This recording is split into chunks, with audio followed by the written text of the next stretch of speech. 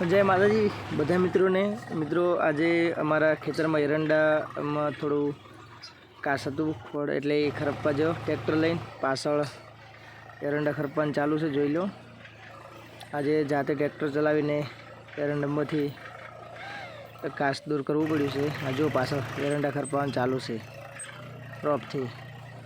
આવું કરવાથી એરંડાનો વિકાસ સારો થાય છે। મિત્રો તમારે કઈ રીતે ખેડ કરે છે અંદર એ કોમેન્ટ કરજો, જણાવજો। જો એરંડા વરસાદના પાણીથી ભરાઈ ગયા હતા તો એ થોડા સારા થયા છે। હવે થોડી મહેનત કરીશું એટલે આનાથી સારા થશે। જોઈ લો એરંડા સારા, પેલી સાઈડ કપાસ મગફળી એ પણ સારી છે।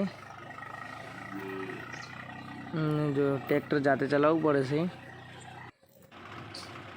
જોઈ લો આ મારા ખેતરના એરંડા છે। આટલામાં થોડું પાણી નહોતું ભરાયું એટલે થોડો હાઈટ વધી છે, બીજા બધા હાઈટમાં નીચા છે। તો મિત્રો કોમેન્ટ કરજો કે એરંડા છે। જય માતાજી।